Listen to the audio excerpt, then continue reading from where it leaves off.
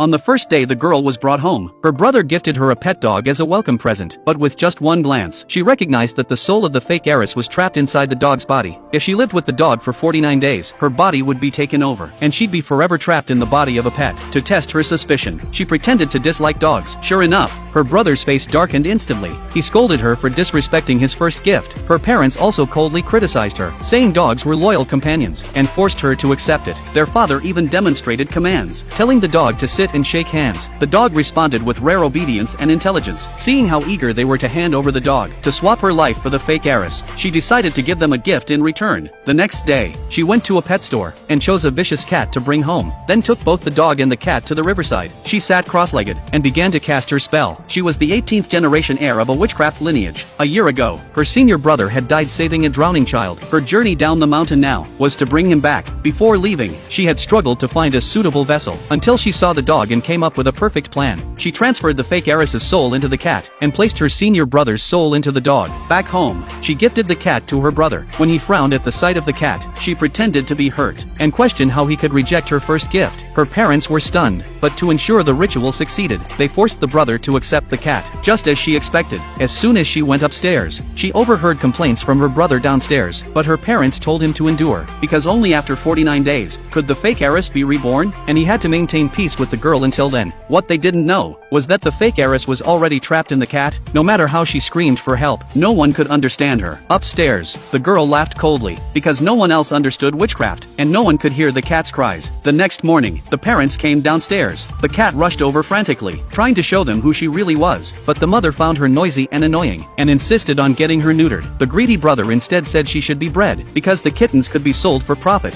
Hearing this, the girl offered to take the dog for a walk, and bring the cat along for breeding. With her brother's permission, they returned to the pet shop, declaring they wanted to breed the cat. Upon hearing the cost was $50 per session, the brother pulled out a thick wad of cash, and demanded 10 male cats at once, regardless of compatibility. He even asked the girl if she minded, but deep down, she was delighted. The owner took the cat away for breeding. Her screams were shrill and desperate, but the brother thought it was just her in heat. He had no idea. He would soon regret everything. An hour later, the cat was brought home. The mother was pleased that it had quieted down. The brother took the chance to mock, saying the cat wasn't like certain people, born cheap. Seeing their smug smiles, the girl realized the insult was meant for her, but she said nothing, and calmly began to eat. The brother demanded she feed the dog first, since it needed more food, but when she ignored him, he gave his meal to the dog himself. The parents followed suit. Starving for 2 days, the cat crawled to their feet and begged for food, but was kicked away without mercy. Hatred grew wildly in the cat's heart. That night, driven by rage, the cat crept up to strangle the girl, but just as it leapt, the dog stepped out and stopped her in her tracks.